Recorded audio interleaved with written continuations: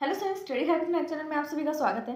तो जो हमारा टॉपिक रहेगा कंप्यूटर ऑर्गेनाइजेशन में वो क्या है, सीपीयू रजिस्टर्स। कि एक सीपीयू में कौन कौन से रजिस्टर प्रेजेंट होते हैं। लास्ट टाइम हमने इससे पहले एक और टॉपिक किया था which is basic computer registers. अब दोनों में डिफरेंस क्या है। बेसिक कंप्यूटर रजिस्टर मीन्स एक कंप्यूटर सिस्टम में जो बेसिकली कंप्यूटर रजिस्टर हो सकते हैं वो कौन से हैं, एंड सीपीयू में जो प्रेजेंट होते ही होते हैं विच इज कंपल्सरी कह सकते हैं आप कि वो प्रेजेंट तो होंगे ही होंगे, वो आता है सीपीयू रजिस्टर्स पे।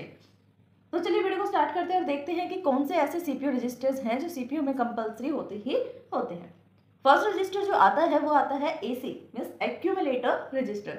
ये हमने लास्ट वीडियो में डिस्कस किया था एक्यूमुलेटर रजिस्टर, जहां पर हमने बेसिक कंप्यूटर रजिस्टर्स को डिस्क्राइब किया था।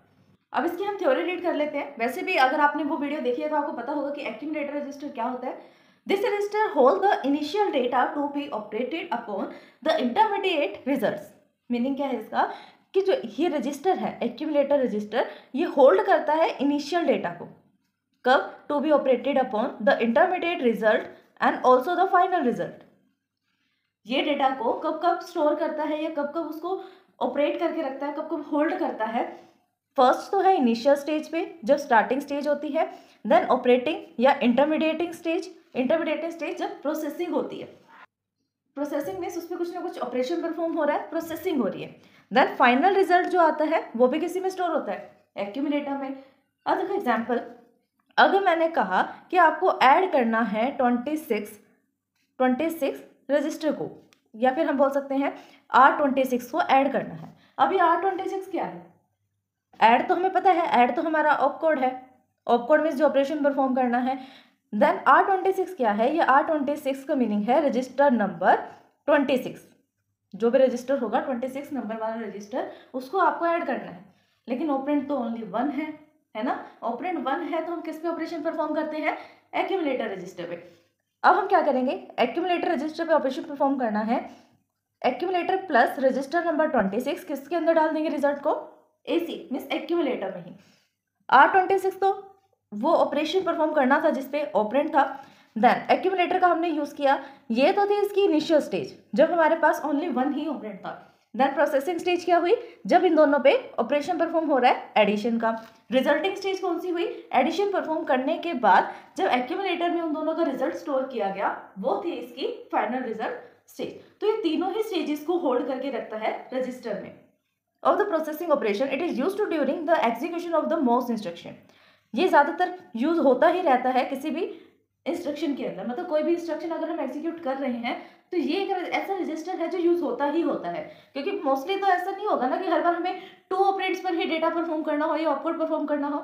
ऐसा भी तो हो सकता है ना कि सिंगल पे करना हो, तो सिंगल डेटा के लिए हम एक्यूमुलेटर का तो यूज करते ही करते हैं।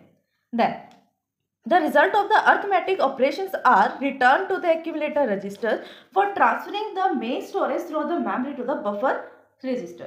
अब वो क्या कह रहा है कि जो रिजल्ट होगा अर्थमेटिक का, ये हमने ऑपरेशन परफॉर्म करा प्लस का। प्लस क्या है? अर्थमेटिक ऑपरेशन है।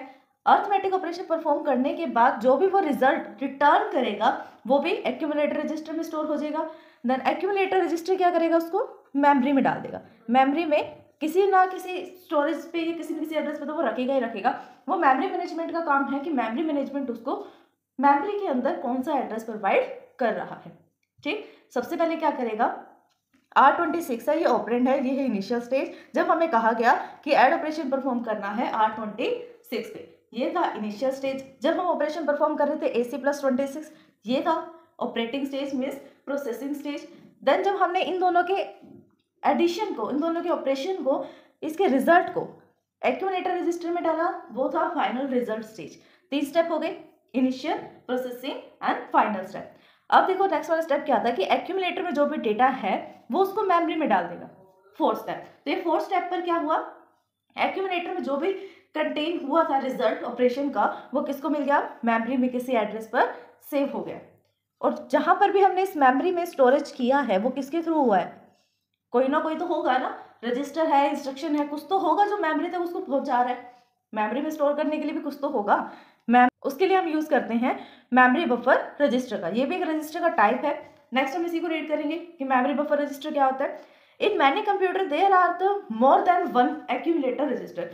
और बहुत से तो ऐसे कंप्यूटर सिस्टम भी होते हैं जहां पर मोर देन 1 एक्यूमुलेटर रजिस्टर भी होते हैं। मतलब कुछ ऐसे कंप्यूटर सिस्टम है जिसके अंदर एक सिंगल एक्यूमुलेटर नहीं, मल्टीपल एक्यूमुलेटर्स होते हैं, क्योंकि इस इंस्ट्रक्शन का जो ये रजिस्टर है वो हर एक इंस्ट्रक्शन में यूज होता ही होता है, हर सेकंड या थर्ड इंस्ट्रक्शन में यूज होता है। तो हम क्या कर सकते हैं, ये तो एक, अगर ये एक ऑपरेशन को परफॉर्म कर रहा है, एक का रिजल्ट कर रहा है, प्रोसेसिंग कर रहा है, उनको होल्ड कर रहा है, ना बाकी जो प्रोसेसेस हैं, इंस्ट्रक्शन है, वो तो वेटिंग लिस्ट में रहेंगी, उनको कौन एग्जीक्यूट करेगा। इसलिए अब जो नए कंप्यूटर सिस्टम बनाए जा रहे हैं उसके अंदर एक्यूमुलेटर की जो नंबर ऑफ एक्यूमुलेटर्स हैं उनको इंक्रीज कर दिया गया है ताकि प्रोसेसिंग जो है फास्ट हो जाए। सेकेंड जो रजिस्टर आता है वो आता है मेमोरी बफर रजिस्टर।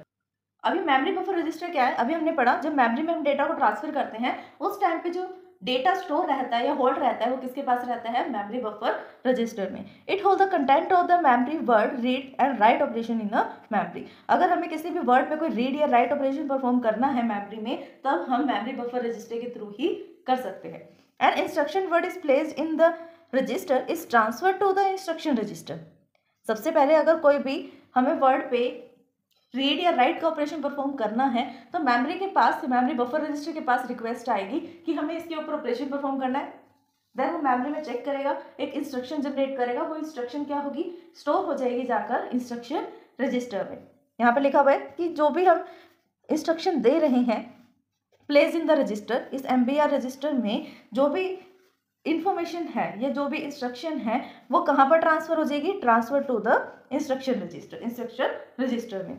और data word place in the register, जो भी डेटा है वर्ड का मीन्स यहाँ पे कोई हम वर्ड ऑफिस की बात नहीं कर रहे, वर्ड का मीन्स कोई भी सिंगल वर्ड। जब भी हम CPU की बात करते हैं तो डेटा ट्रांसफरिंग के लिए हम बिट्स का या बाइट्स का यूज नहीं करते, वर्ड का यूज करते हैं कि इतने वर्ड पर सेकंड जो है हमने ट्रांसफर किया, इतना वर्ड ट्रांसफर हुआ, इतने वर्ड्स पे ऑपरेशन परफॉर्म हुआ, तो वर्ड का यूज करते हैं।